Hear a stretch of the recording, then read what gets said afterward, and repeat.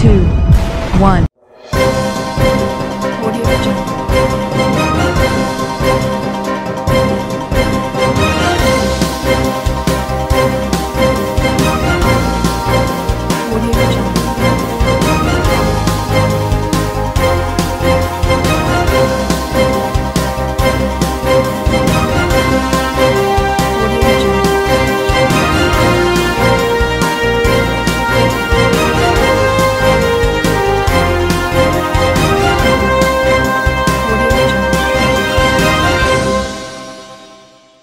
नमस्कार, मैं हूं नरेश राघानी और आप देख रहे हैं horizon health news. JLN hospital के पास जल्दी बनेगा प्लाज्मा बैंक। कोविड-19 से ठीक होने वाले मरीज दे सकेंगे प्लाज्मा। अजमेर के JLN हॉस्पिटल के ब्लड बैंक के पास जल्दी प्लाज्मा बैंक बनने जा रहा है। JLN कोविड-19 प्रभारी डॉक्टर संजीव महेश्वरी ने जानकारी देते हुए बताया कि प्लाज्मा बैंक के लिए तैयारियां पूरी कर ली हैं। इसके लिए लाइसेंस की जरूरत होती है, जो प्रक्रिया जल्द पूरी हो जाएगी। डॉक्टर महेश्वरी ने बताया कि प्लाज्मा थेरेपी से कोरोना संक्रमित मरीजों के जल्द ठीक होने की उम्मीद होती है। इस थेरेपी से इलाज कई मरीजों के ठीक होने में कामयाबी मिली है। साथ ही महेश्वरी ने कहा कि प्लाज्मा डोनेट करने से किसी भी तरह की कोई कमजोरी या बीमारी नहीं होती। जिस तरह ब्लड डोनेट किया जाता है उसी तरह प्लाज्मा भी डोनेट किया जाता है। अजमेर में प्लाज्मा बैंक की कितनी आवश्यकता है क्या? प्लाज्मा बैंक एक बिल्कुल एक तरीके से नई तरह की थ्योरी है। नई तो नहीं कहूँगा, लेकिन एक ऐसी थ्योरी है जिसका कि काफ़ी एप्रिसिएशन हो रहा है वर्ल्ड ओवर।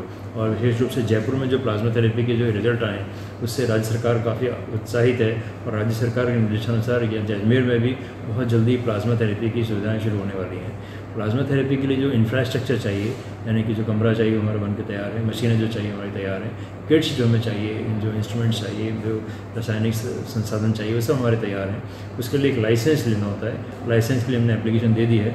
मोस्ट प्रोबेबली सोमवार या मंगलवार को हमारा इंस्पेक्शन होगा, लाइसेंस की प्रक्रिया पूरी हो जाएगी। और जैसे ही हमें लाइसेंस मिलता है हम प्लाज्मा डोनर्स से प्लाज्मा इकट्ठा करेंगे, उसको फ्रीज करके बैंक में रखेंगे और जिन जिन मरीजों को प्लाज्मा थेरेपी की आवश्यकता होगी उन मरीजों को उनकी रिक्वायरमेंट के हिसाब से देना शुरू करेंगे। ये मेरे ख्याल से अगले 10 दिन में चालू हो जाना चाहिए।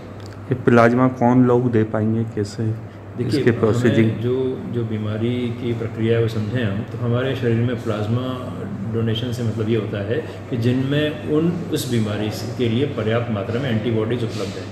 अगर वो एंटीबॉडीज़ उसके पर्याप्त मात्रा में उपलब्ध हैं तो बनी बनाई एंटीबॉडीज़ संक्रमित मरीज को लगाएंगे तो फिर वो उसको मरीज को जो उसकी रिकवरी में आसानी होगी, वो बीमारी से जल्दी ठीक हो पाएगा और पूर्णतः ठीक हो पाएगा। तो प्लाज्मा कौन दे पाएंगे, आपका जो सवाल है उसका जवाब ये है कि प्लाज्मा वो दे पाएंगे जो कि बीमारी से ठीक हो चुके हैं और अदरवाइज पूर्णतः स्वस्थ हैं।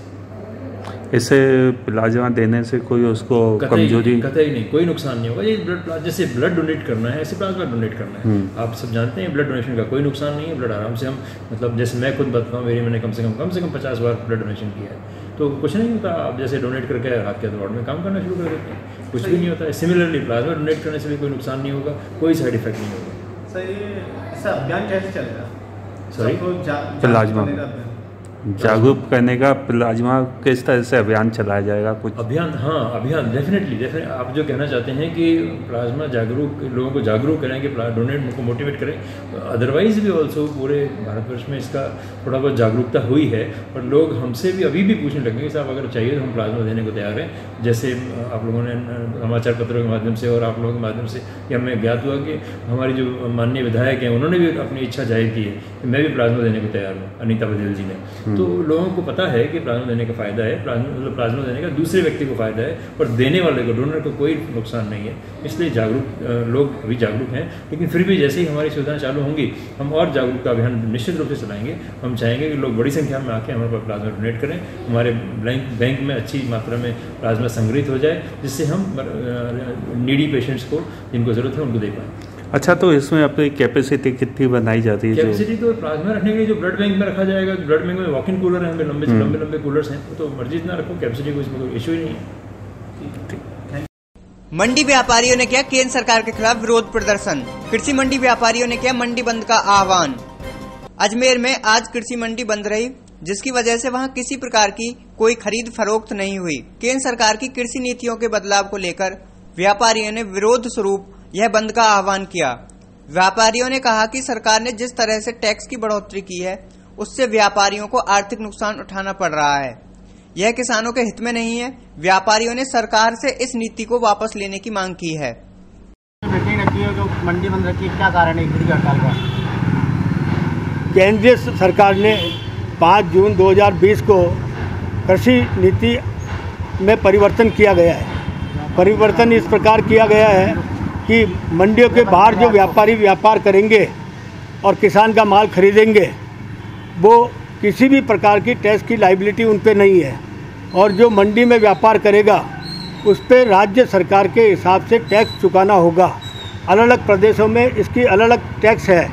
आज के दिन एक दिन की सांकेतिक हड़ताल की है। ये भारतवर्ष में 4 राज्यों में आज एक साथ हड़ताल है, जिसमें हरियाणा, चंडीगढ़, पंजाब और राजस्थान, ये 4 राज्य में एक दिन की सांकेतिक हड़ताल है। इसके बाद नेक्स्ट में पूरे हिंदुस्तान की मंडियों की हड़ताल होगी। मंडियों में हर स्टेट में मंडियां बनी हुई है। मंडी यार्ड में अरबों रुपए का इन्वेस्टमेंट गवर्नमेंट द्वारा किया गया है, व्यापारियों द्वारा किया गया है। मंडी में व्यापार ख़त्म हो जाएगा, व्यापारी ख़त्म हो जाएंगे, हमाल मजदूर, टेम्पू वाले सब बेरोजगार हो जाएंगे।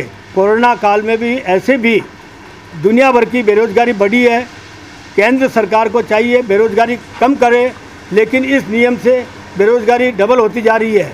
केंद्र सरकार एमपीएस रेट जो खरीद की मूल्य तय करती है, वो खरीद मूल्य उनको मंडी यार्ड में मिल सकता है। बाकी धीरे धीरे गवर्नमेंट जो ये रेटें तय करके गवर्नमेंट खरीदना चाहती है, वो धीरे धीरे इस नीति के तहत वो बंद करना चाह रही है, ताकि किसानों को सही उपज का मूल्य कभी मिल नहीं सकेगा। बाहर से किसान से सीधा कोई माल ले जाएगा, उसकी पेमेंट की गारंटी भी किसी की नहीं है। मंडी यार्ड में अगर किसान माल लाता है, पेमेंट कोई व्यापारी 2 दिन देर से भी देता है, लेकिन उसका काम निपटता है, 2 दिन देर भी निपटता है। बाहर वाले कहीं से भी आके कहीं माल ले जाएगा, पेमेंट का क्या भरोसा है? समय खराब है। एक दिन हड़ताल एक दिन के लिए बंद। किस तरीके का नुकसान एक दिन का पड़ेगा? एक दिन का नुकसान करीब 200 करोड़ रुपए मानो आप पूरे राजस्थान में। ठीक है, आपका नाम बताएं। मानक चंद सिसोदिया, अध्यक्ष होलसेल मर्चेंट एसोसिएशन अजमेर। आश्रय स्थल पर रहने वाली महिलाओं को नहीं करने दिया जा रहा है निःशुल्क शौचालय का प्रयोग। गरीब महिलाओं ने लगाए पैसे लेने का आरोप। सरकार स्वच्छता की बात करती है, लेकिन पड़ाव क्षेत्र के निःशुल्क आश्रय स्थल पर रहने वाली गरीब महिलाओं को वहां के शौचालय का प्रयोग नहीं करने दिया जा रहा है। महिलाओं ने बताया कि उनसे पैसे मांगे जा रहे हैं, अन्यथा शौचालय का ताला लगा दिया जाता है। महिलाओं को शौच के लिए खुले में ही जाना पड़ता है। महिलाओं ने इंदिरा रसोई योजना पर भी सवाल उठाए। उन्होंने कहा, यहाँ पर हमें खाना नहीं खाने दिया जा रहा है और इस खाने की 4 दिन बाद ही गुणवत्ता में बदलाव किए जाएंगे। ये पड़ाव क्षेत्र है, वार्ड नंबर 12 है। यहाँ पे ये आश्रय स्थल पहले पूर्व में बना था, तो उस समय जब बना था तब भी इन लोगों को हटाने के लिए काफ़ी इन लोगों ने प्रयास करे थे, जैसे तैसे करके इनके पेट पे लात ना पड़े। उस समय ही मैंने इनको संभाल के जगह दिलवा दी थी। आज इस चीज़ के लिए इंदिरा रसोई का जैसे उद्घाटन कल हुआ है, मुझे तो खैर पता नहीं है। ये अन्नपूर्णा रसोई जो चला करती थी, आज अन्नपूर्णा है, तो मैं कह रही हूँ इंदिरा गांधी चाहे राजीव गांधी रसोई चला लो, चाहे कोई सी सोनिया गांधी रसोई चला लो, इससे कोई फर्क नहीं पड़ना है। क्योंकि अन्नपूर्णा रसोई जो वसुंधरा जी ने चलाई थी, तो अन्न ही रहेगा, चाहे आप उसको कितना भी नाम बदल के दे दो। पेट में जब इंसान कमाएगा नहीं तो 8 रुपए के खाना कहाँ से खाएगा? आज इन गरीबों के पेट पे जो बरसों से बैठे हुए हैं, इनके पेट पे लात मारकर और अंदर अगर 8 रुपए की सरकार दिखाती कि मैं 8 रुपए में खाना खिला रही हूँ, मैं कह रही हूँ ऐसी नालत है ऐसी सरकार कांग्रेस पे, जिसने इन गरीबों के पेट पे लात मार के अंदर अपनी इनकम करने के लिए 8 रुपए का खाना चला रही है। आज आप देख लेना, कभी भी जांच कर लेना, इस 8 रुपए का खाना जो आज आपको तरीदार थोड़ा दिखेगा, थोड़े दिन बाद वही पानी की रोटी, पानी और रोटी सूखी और जो खाई भी नहीं जाएंगी, ऐसी स्थिति इसके अंदर हो जाएगी। क्योंकि जब आश्रय स्थल बना था तब भी स्थिति सही थी, उसके बाद धीरे धीरे स्थिति खराब होती जा रही है। कोई भी गरीबों का सहारा अंदर नहीं हो पाता है और आम लोग आकर यहाँ पे आनंद लेते हैं। अभी विवाद इंदिरा रसोई को लेकर हुआ था। इनका इंदिरा रसोई के लिए दूसरा वाला गेट खोलना चाह रहे थे, जबकि दूसरा गेट जब इन्होंने बनाया था, इन्होंने कहा था आश्रय स्थल बनेगा, आप दूसरे गेट के बाहर बैठ जाओ, क्योंकि इनका अंदर माता जी का स्थान था जो इन्होंने हटने नहीं दिया था। तो अगर यहाँ से आम व्यक्ति जाएगा, महिलाएं भी जाएंगी, पुरुष भी जाएंगे, वहाँ माता जी का स्थान है, तो वो बुजुर्ग जो महिला 90 साल की हैं, वो वहाँ लेट गई। उन्होंने कहा मैं नहीं खुलने दूंगी चाहे कुछ भी हो जाए। आप भी मीडिया भाइयों के माध्यम से मैं कहना चाहती हूँ, आपका सहयोग मुझे पूरा बराबर मिलता रहता है, क्योंकि यहाँ पर जो एक गेट है, अगर खाने वाला व्यक्ति होगा तो व्यवस्थित इस कोरोना बीमारी के को देखते हुए व्यवस्थित जाकर वैसे भी खाना खा सकता है। अगर 2 गेट खोलेंगे तो शायद व्यवस्था खराब हो जाएगी, इनके भी कमाने में पेट पे लात पड़ेगी और उनकी व्यवस्था गड़बड़ा जाएगी। इसलिए प्रशासन से मैं ये कहना चाहती हूँ कि अगर इस गरीब को यहाँ से हिलाने की कोशिश की तो इंदिरा रसोई छोड़ गांधी रसोई जो सारी रसोइयाँ हिल जाएंगी, क्योंकि सरकार बनाने वाली जनता यही है जो आज आप लोगों को ऊपर राज कराती है। भारती श्रीवास्तव, शहर जिला मंत्री भाजपा। रेन बसेरा बनेगा, इसमें शौचालय बनेंगे। जो शौचालय बना दिए फिर बोला महिलाओं को है ना शौचालय ना बाथरूम लेटरिन फ्री जाने देंगे। उसके बावजूद भी हम लुगाई जात के लिए हमारा ताला लगा दिया इधर, और हमारे को अंदर नहीं बैठने देते, हम बाहर ही बैठते हैं। लुगाई जात और हमारी छोटी छोटी लड़कियों भी है ना, वो भी बाहर बैठती है। सब जनता हमारे को देखती है। ये कहीं का रेन बसेरा, कोई रेन बसेरा नहीं है, सिर्फ नाम मोटे दर्शन कोटे। यहाँ सिक्कों का काम चलता है, हमारा गरीबों का काम नहीं चलता है। क्या ये भारती भाभी है? जब ये ताला खुलवाया था हमने वहाँ जाके रिश्वत की थी भाभी जी से, भाभी जी हमारे ऐसी परेशानी है, उसके बाद ये ताला खुलवा था इधर, वरना हम यहाँ बाहर ही बैठते और हमारे को सब देखते हैं। आज भी हमारे को यहाँ पे उठाने के लिए बहुत एका करके पूरी जनता पार्टी आई थी। रोड पे करते हैं, निगम वाले आए थे, हमारे को बहुत परेशान किया। और हमारे है ना ये इंदिरा रसोई बनी है, बोल रहे हैं 8 रुपए में खाना बहुत अच्छा है। आज अच्छा मिलेगा, कल नहीं मिलेगा। अब एक बात बताओ, 8 रुपए में हम 2 रुपए और डालेंगे, 10 रुपए का आटा लाके 5 मेंबर जीमेंगे। ये कोई खाना नहीं है, इधर डंका कुछ नहीं है। अभी बीमारी ऐसी चल रही है, कौन सा खाना बन रहा है अंदर? अभी कोई खाना नहीं है हमारे लिए और कुछ भी नहीं है। हमारे पेड़ पे लात मार रहे हैं। बिल्कुल ये कांग्रेस सरकार है ना, हमारे पेड़ पे लात मार रही है। और दूसरी बात, हमारे को है ना यहाँ पर जुट करके और हमारे को समाज में ये लड़ाई करवा रहे हैं। हमारा नाम पूजा है। वकील पर झूठी रिपोर्ट दर्ज कराने को लेकर वकील का एसपी को ज्ञापन। प्रॉपर्टी खरीद फरोख्त का है मामला। अजमेर जिला पुलिस कप्तान ऑफिस में आज जिला बार एसोसिएशन के मेंबरों ने एसपी कुंवर राष्ट्रदीप से मुलाकात की।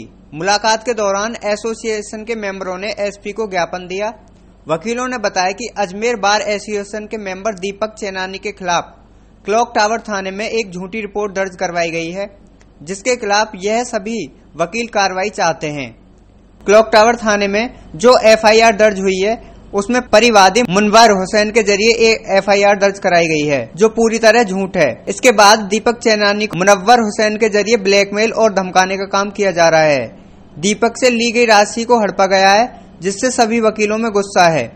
वकीलों ने बताया कि सैयद मुनव्वर अली और खालिद आपस में रिश्तेदार हैं और जानबूझकर एक के बाद एक 2 झूठे मुकदमे दर्ज करवाए गए हैं, जबकि उनके जरिए स्टाम्प पेपर पर अपनी संपत्तियां बेचने के लिए फुल सेल एग्रीमेंट, मुख्तारनामा और वसीयतनामा भी दिया गया है।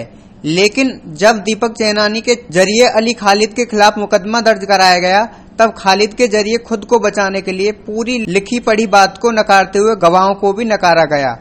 वह खाली पेपर पर साइन करवाने का इल्जाम लगाते हुए उल्टा दीपक चेनानी के खिलाफ मुकदमा दर्ज करा दिया गया है। इन सभी बातों पर अजमेर पुलिस कप्तान से कार्रवाई की मांग की है और वकीलों ने यह भी कहा है कि अगर निष्पक्ष जांच नहीं होती है तो वकील उग्र आंदोलन करेंगे। हाँ, मेरा नाम दीपक चेनानी है, पेशे से एडवोकेट हूँ।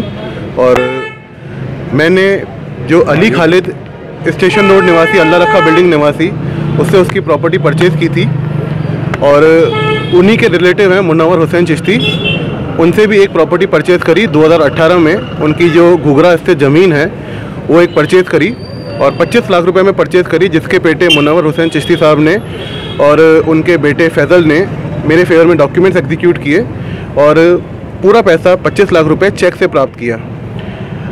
अब अली खालिद जो है वो मुनव्वर हुसैन साहब का रिलेटिव है और अली खालिद से जब मेरा विवाद हुआ तो मुनव्वर हुसैन चिश्ती ने इस विवाद का लाभ लेने के लिए मेरे डॉक्यूमेंट्स को फॉर्ज बताते हुए, जबकि वो नोटराइज्ड हैं, कंप्लीट हैं और उसमें एज अ विटनेस उनके 30-32 साल का बेटे फैज़ल की एज अ विटनेस हुई रखी है, उसके बावजूद डॉक्यूमेंट को फॉर्ज बताते हुए और ये कि साहब मैंने उनकी संपत्ति हड़प ली है, उसके आधार पर क्लॉक टावर थाने में एफआईआर संख्या 137 दर्ज कराई है।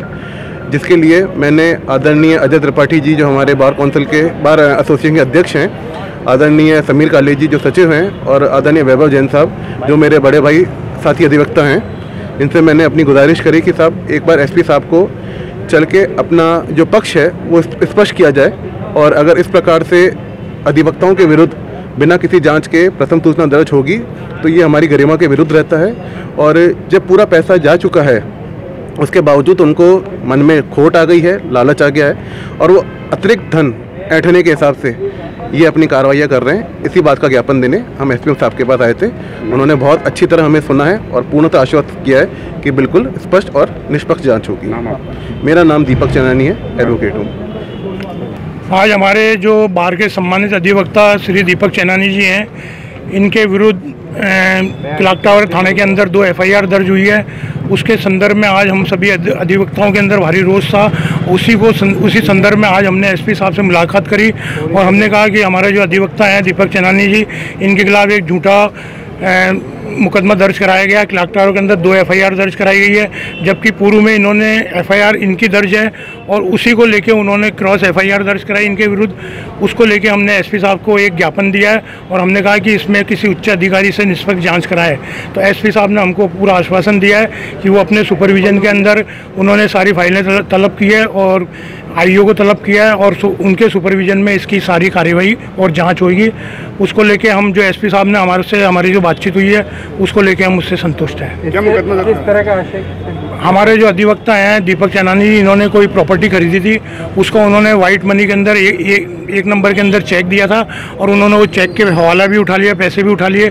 उसके बाद उनको नीयत बदल गई, वो उस प्रॉपर्टी को उन्होंने किसी और को सेल कर दी और उसको लेके उन्होंने एक मुकदमा और दर्ज कराया। उनकी नीयत ख़राब हो गई कि भाई हमने पैसा भी ले लिया इनका और इनके खिलाफ हम मुकदमा भी दर्ज करा दें और वो प्रॉपर्टी उन्होंने आगे सेल कर दी। तो उसके लेके इनके साथ जो धोखाधड़ी हुई है उसको लेके हमने आज एसपी साहब से ज्ञापन देने आया था। एसपी साहब घर में घुसकर महिला से की गई मारपीट व बलात्कार की कोशिश, महिला और उसके पति के लिए कहे अपशब्द और जाति सूचक शब्द। रामगंज थाना क्षेत्र में एक परिवार के घर में घुसकर कुछ लोगों ने अपशब्द कहे तथा जाति सूचक शब्दों का प्रयोग किया। रामगंज थाना प्रभारी लक्ष्मण सिंह ने बताया कि थाना क्षेत्र में रहने वाले रोशन चीता नामक व्यक्ति के घर में घुसकर कुछ लोगों ने उसके साथ मारपीट की तथा उसकी पत्नी के साथ बलात्कार का प्रयास किया और जाति सूचक शब्द भी कहे। पीड़ित ने रामगंज थाने में दोषियों के खिलाफ रिपोर्ट दर्ज कराई है तथा पुलिस ने विभिन्न धाराओं में केस दर्ज कर जांच पड़ताल शुरू कर दी है। कल दिनांक 20/8/2012 को थाना क्षेत्र के रहने वाले एक परिवादी ने रोशन चित्ता और उसके बेटे के खिलाफ ने एक रिपोर्ट दर्ज कराई, जिसमें उसने बताया कि रोशन चित्ता और उसके लड़के ने और 40-50 अन्य लोगों ने आकर के मेरे घर पे गाली गलौज किया, मारपीट की मेरी पत्नी के साथ में जाति सूचक शब्दों का इस्तेमाल करते हुए बलात्कार करने का प्रयास करने की कोशिश की और अपशब्द कहे, जिस पर थाना जा पे मुकदमा दर्ज कर अनुसंधान किया जा रहा है। विभिन्न धाराओं में मुकदमा दर्ज किया गया 323, 341, 458 और SC/ST एक्ट की धाराओं में मुकदमा दर्ज किया गया, जिसकी जांच श्रीमान CO साहब वर दक्षिण द्वारा की जा रही है। अनुसंधान जारी है। अजमेर के जवाहरलाल नेहरू अस्पताल में एक और कोरोना पीड़ित महिला की मौत। जवाहरलाल नेहरू अस्पताल में अभी भी हैं 46 कोरोना पीड़ित मरीज। हाँ सर, आज किस तरह की रिपोर्ट है क्या? अनफॉर्चुनेटली अभी हमारा एक और कोरोना पॉजिटिव मरीज शांत हो गई। ये महिला पिछले करीब 3-4 दिन से हमारे यहाँ भर्ती थी, वेंटिलेटर पर थी। हमने खूब सेवा करी लेकिन बचा नहीं पाया, क्योंकि इनका कारण एक ये हुआ, इनको कल रात को हार्ट अटैक भी हो गया। इनको corona positive blood pressure diabetes की बीमारी पहले से थी और कल रात इनको हार्ट अटैक भी हो गया। इस तरह के मरीज जो कि ऑलरेडी वेंटिलेटर पर अगर हार्ट अटैक हो जाता है तो वैसे ही बचने की संभावना बहुत शुरू हो जाती है। थोड़ी देर पहले भी वो शांत हुई हैं। इसके अलावा अभी हमारे पास में कोरोना पॉजिटिव वार्ड में 46 मरीज भर्ती हैं। इसमें वेंटिलेटर पर तो कोई नहीं है, लेकिन 11 पेशेंट बाईपैप पर हैं और करीब 11-12 पेशेंट को ऑक्सीजन दे रहे हैं। सस्पेक्ट वार्ड में हमारे पास में 18 पेशेंट भर्ती हैं, जिसमें से 2 पेशेंट वेंटिलेटर पर हैं, 3 पेशेंट बाईपैप पे हैं, 3 मरीजों को ऑक्सीजन दे रहे हैं। और अभी की जो रिपोर्ट जो आई है वो 30-35 के आसपास रिपोर्ट जो आ चुकी है और भी रिपोर्ट अभी आने बाकी है। सैम्पलिंग कितनी हो गई होगी सर? सैम्पलिंग भी अभी एग्जैक्ट डेटा मेरे पास नहीं, लेकिन फिर भी करीब 15। राजीव गांधी की जयंती के स्थान पर मना दी पुण्यतिथि। राजीव गांधी की जयंती को मनाया जा रहा था सद्भावना दिवस के रूप में। पुण्यतिथि पर आज 20 अगस्त को पूर्व प्रधानमंत्री राजीव गांधी की 76वीं जयंती थी, जिसको लेकर पूरे राज्य में सद्भावना दिवस के रूप में मनाया जा रहा था तथा सभी कर्मचारियों को सद्भावना दिवस के रूप में शपथ दिलाई गई। वहीं अजमेर अतिरिक्त कलेक्टर कैलाश शर्मा राजीव गांधी की जयंती को उनकी पुण्यतिथि बोल गए। अब आप सोचें, जब कलेक्टर जैसे पद पर बैठे व्यक्ति इतनी बड़ी गलती कर सकते हैं तो अन्य क्यों नहीं। भारत के पूर्व प्रधानमंत्री स्वर्गीय राजीव गांधी जी की इस पर पुण्यतिथि पर आज सद्भावना दिवस के रूप में मनाने के निर्देश प्राप्त हुए हैं। तो सद्भावना दिवस के रूप में मनाने के लिए कलेक्ट्रेट के सभी स्टाफ ने सद्भावना प्रतिज्ञा ली है और इस सद्भावना शपथ को आज ग्रहण करके और सभी को ये संकल्प दिलाया गया है कि हम बिना किसी भेदभाव के सद्भावना पूर्वक कार्य करेंगे और संवैधानिक तरीके से किसी भी स्थिति को सुलझाने का प्रयास करेंगे। ये प्रतिज्ञा सद्भावना दिवस पर सभी द्वारा ली गई है। तो आज के दिन में पूर्व प्रधानमंत्री राजीव गांधी जी को नमन करता हूं कि आज उनकी पुण्यतिथि पे उनके द्वारा दिए गए कार्यों की वजह से आज हम इस कार्य करने के लिए सक्षम हुआ हिंदुस्तान। पूर्व प्रधानमंत्री राजीव गांधी जी को नमन करता हूं कि आज उनकी पुण्यतिथि पे उनके द्वारा दिए गए कार्यों की वजह से आज हम इस कार्य करने के लिए सक्षम हुआ हिंदुस्तान। और हमने आज 60 लाख बच्चों का डिजी लॉकर के माध्यम से प्रत्येक चीज बच्चे को उपलब्ध करा दी। वो चाहे कहीं भी रहे, गांव शहर जिस जगह भी है, वो चाहे तो अपना प्रमाण पत्र निकाल सकता है। धन्यवाद। मैं आप सचिव महोदय को कहूँगा 2 मिनट वो आपके प्रकाश डालें। आप सभी को मैं बहुत बहुत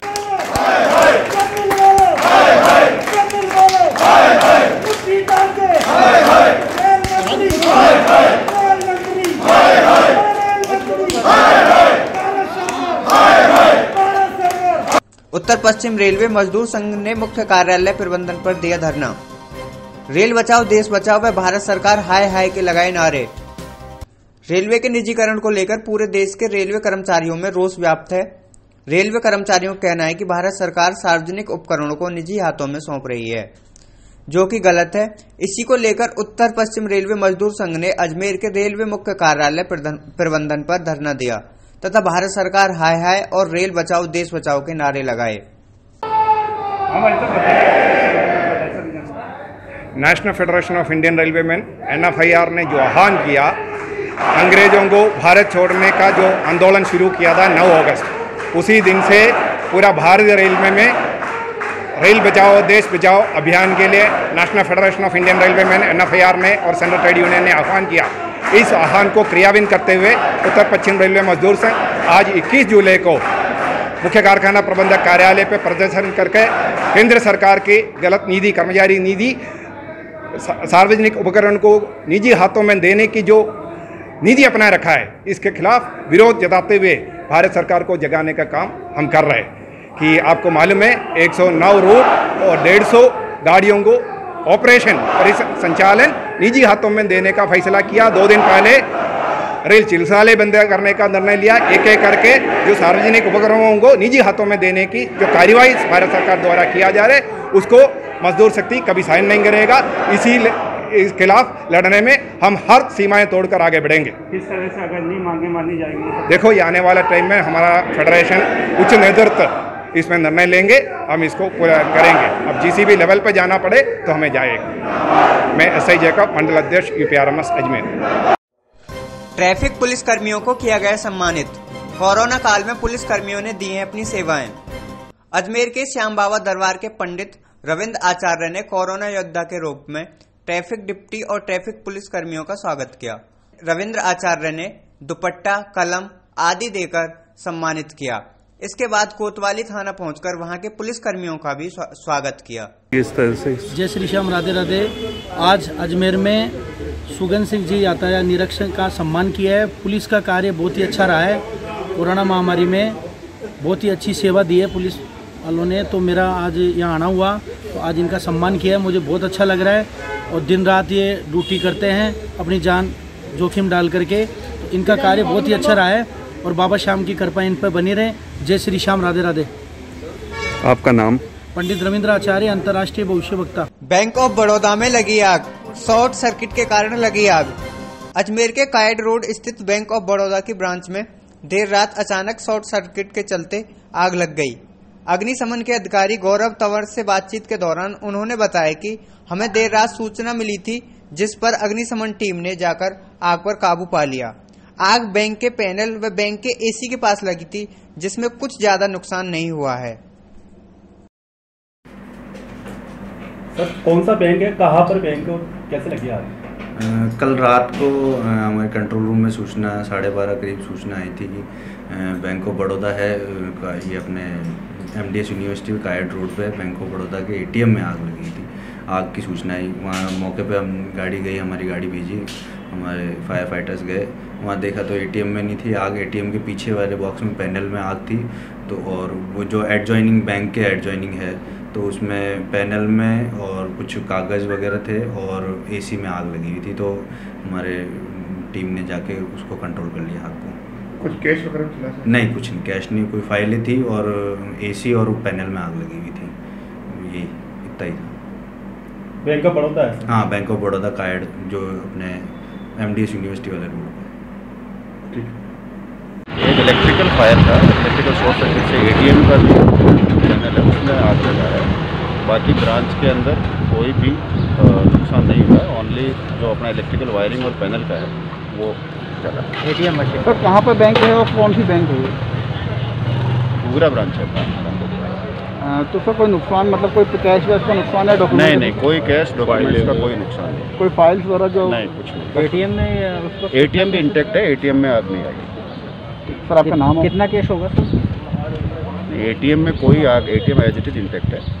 और जो कैश ATM का जो बैलेंस है वो एज इट इज इंटैक्ट है, उसमें कोई ऐसा विस्तार से पढ़ने के लिए लॉगिन करें horizonn.com, सच के साथ।